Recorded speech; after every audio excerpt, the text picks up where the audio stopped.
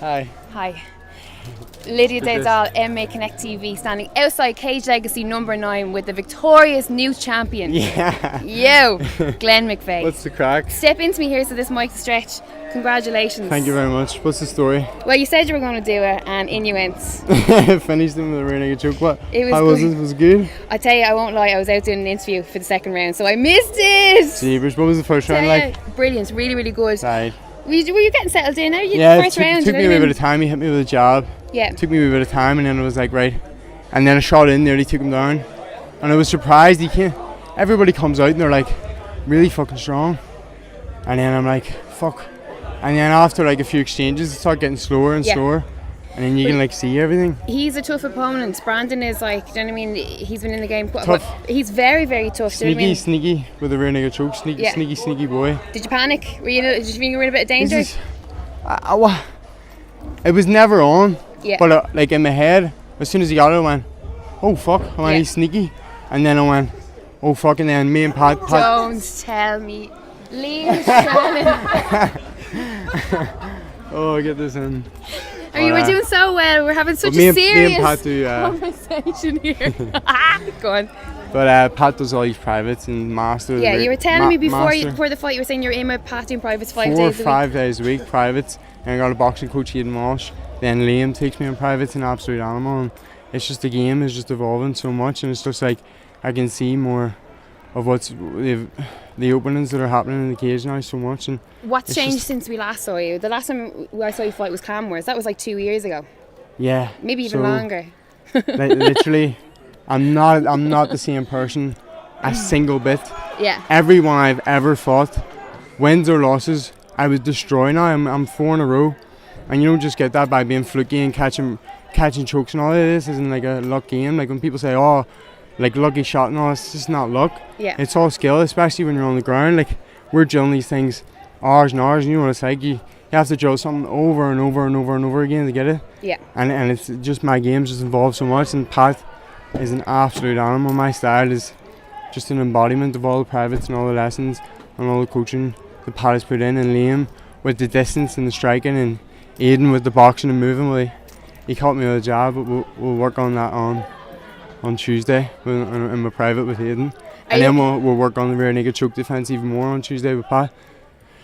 Are you happy with the performance all in all? You know, obviously I'm you're happy to with win, it. happy to get the belt, but what are you taking away from that fight? Stormed into Dublin, took the title, 2 rounds, with a finish, just absolutely unreal.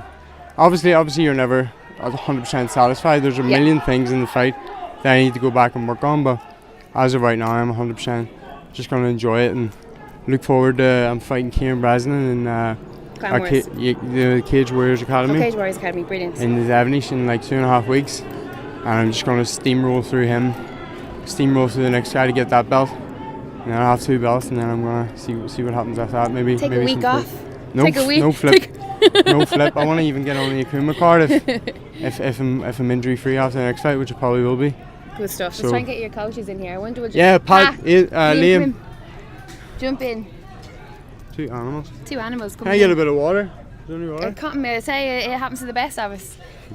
Liam Shannon, our Fight Academy Ireland, and Mr. Pat McAllister as well. Jump in there. Step in so we get you all in. Well, that was a great performance. Yeah, very good. Exactly what we do in the gym every week. Like, you know, it's a different level how Glenn's been training recently. He used to never train. We had a come to Jesus talk last year, and he's totally changed everything. That's 4-0 now, and you know, we want to take every title we can now in Ireland, and then maybe in the UK, and then get him pro at the end of next year. Yeah. Well, Glenn doesn't know, like the Cage Warriors amateur fights in a few weeks, and that's a straight title fight. So it is from Kieran Brasnan, so he didn't know yet. So it's a straight fight in the Devonish. Brilliant. So he was just saying I want another title, and there you go. So that's in a few weeks, 4 weeks. Holy shit, I'll be holding up 2 belts. I was saying to Glenn before he fought earlier on, I was like, he's changed massively, even just as a person, since I last saw him in the last 2 years. As coaches, what is the most important thing for your students in their development? You know, that they listen to the advice that you're giving to them, obviously in the ring, on the mats, but personally as well, like how important is it to kind of sit them down and say, like, look, you need to focus, you need to get serious about this sport? And Glenn had a bad loss against a young fella, Keelan Loughran, it's a fight we'd really like to get back. But after that fight, Glenn barely trained, and to be honest, we were thinking of pulling him out of the fight because he was hardly training. So we let it go ahead, and then after that, we told him that he wouldn't be fighting again unless he showed the commitment and dedication to training.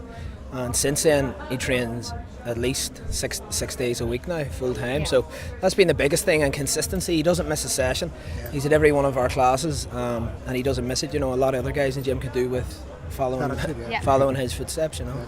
As a head coach, Liam, do you see this quite a bit where guys like start training, they are all go at the start, then they have a fight, they come off the back a couple of losses, and then they just kind of fall away? Yeah, well, I think obviously the likes of young guys like Glenn.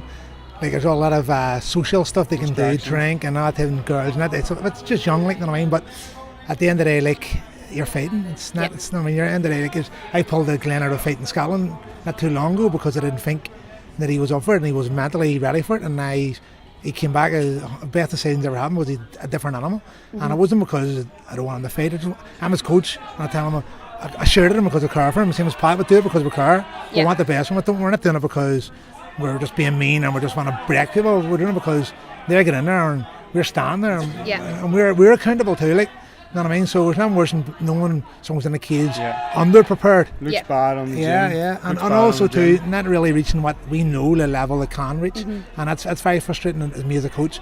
But with Glenn and Pat and myself and a lot of the other team, what I call, they just rally around now and they've got a good mentality of team ethic, and it's all, and loyalty too. At the end of the day, like, he's a very loyal person, very few and far between, and with all the consistency breeds success. Yes, and he will get continued success, and it's a stepping stone. And Brand's a lovely kid, and he's a big future. But Glenn's ready to take another few steps up. That was only half the Glenn.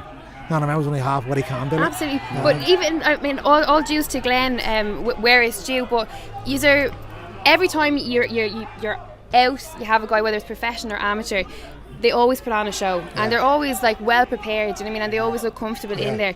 What do you put down, I suppose, the success of the gym? Like, obviously you've got your wrestling, Pat, and obviously you're striking as well, Liam. Do you think it's a good combination of dedicated coaches? Is that what it is? Yeah, it's more so dedicated coaches, but dedicated fighters too. We have a good system going there. I just met with a fighter, Kyle, yesterday for 2 hours. I had lunch and wrote out his program for the next month. So. Same as Joe, and Glenn, every week, every Sunday I would sit down with them and decide, right, what training are you doing this week? So they're accountable to me and themselves, so I know what they're doing, so it's hard work from the fighters, and obviously myself and Liam are there every night, so. Yeah. And the level of coaching, like, and second to none. I mean, what I call, so there's not a gym in the UK you can people a level of coaching. Yeah. I've no doubt about that. So it is. So people think that they need to go elsewhere or travel away to certain gyms to get certain coaching, but it's not. It's evident in him from his last 4 fights that what we're doing is working. It's all in Fight Academy Ireland. As long as you use it, you use all the tools. It's like it just brings your game so much higher. It's mad. I have to say, I'm loving this new mature Glenn. How about you? Yeah. It's great. It's a pleasure to see. The haircut now. Yeah, the cornrows are debatable. No, I do. But listen, it was great to see you again, and congratulations, and lovely to meet you as well. Liam Shannon, Patrick McAllister, and Glenn McVeigh from Fight Academy Ireland. I'm tripping over myself for MMA Connect TV. Yo!